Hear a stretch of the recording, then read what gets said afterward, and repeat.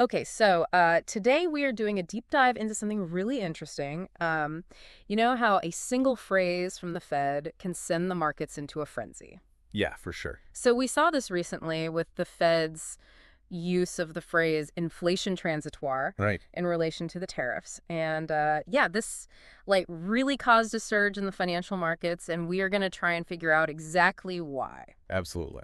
So our source for this is an excerpt from the Smart Investor podcast. Okay. And our mission is to kind of break down what happened and see what it might mean for, investors like ourselves. Sounds good.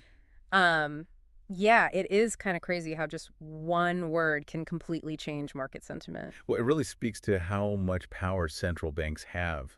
You know, Yeah. their language is watched so closely. And I think what's really interesting in this case is the Fed bringing back this phrase, inflation transitoire, to describe the impact of the new tariffs. Right, during their meeting. Exactly. And that combined with what seemed like a more, dovish tone from Chairman Powell Yeah. and the hints at potential rate cuts in the future, well, it just created this huge wave of optimism. Yeah. Okay, so let's break down those immediate reactions because, wow, we saw the NASDAQ jump significantly within hours. Right.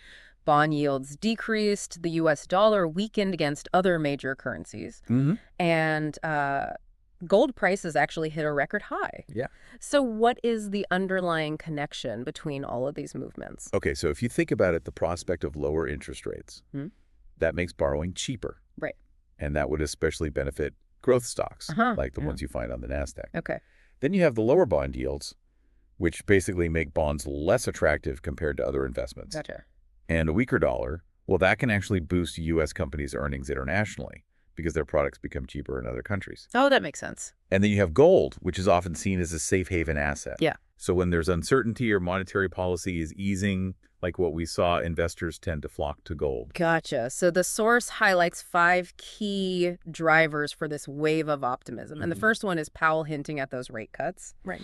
The second is the market interpreting transitory inflation as basically a green light for bullish positions. Mm-hmm. Now, given that this word transitory has been used before and we've seen how things can actually play out differently, why is it so powerful right now? Yeah, I think that's the key question. Transitory really holds a lot of weight because, its reappearance suggests to a lot of investors that the Fed believes this inflation from the tariffs is going to be temporary, Right. which means they might not have to, hike rates aggressively. I see. And that can make investors feel a lot more comfortable taking on more risk. Okay, that makes sense. So the third driver Yeah, is these computer trading algorithms, the CTAs. right.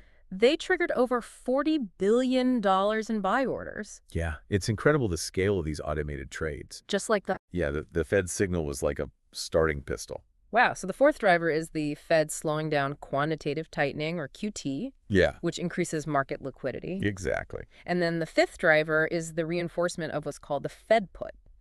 So can you just break down how these last three fuel this surge and maybe explain CTAs a little more? Sure. So CTAs, these are basically computer programs Yeah. that automatically buy or sell based on preset market trends. Gotcha.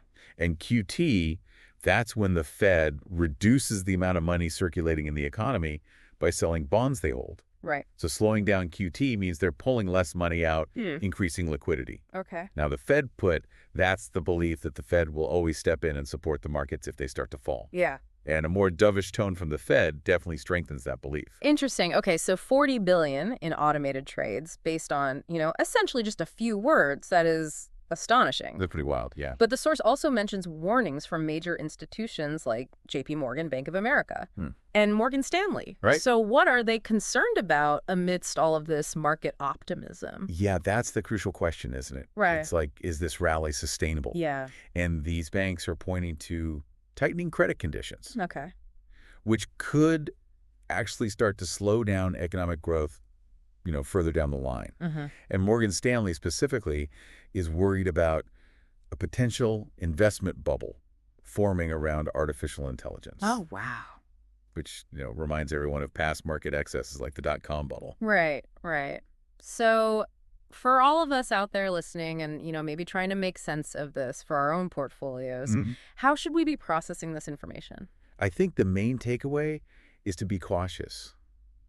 These rallies that are based heavily on anticipated Fed policy shifts, Right. they can be very fragile. Yeah. So, diversification is always key. Mm. Don't put all your eggs in one basket. Right. And it's important to keep an eye on those underlying economic indicators. Inflation, economic growth, and credit conditions. Yeah. These will paint a much clearer picture than just, short-term market movements. Okay, so just to recap, Yeah. the Fed using the phrase inflation transitoire and taking a more dovish stance, that's what really ignited this market optimism. Yeah. Based on the potential for rate cuts, the idea that inflation is going to be contained, the impact of algorithmic trading, increased liquidity, and this belief in the Fed put. Right, and it's all connected. But at the same time, experts are warning about these underlying risks like tightening credit conditions and a possible bubble. Absolutely. So it's like this tension, right? Yeah, I think that's a great way to put it.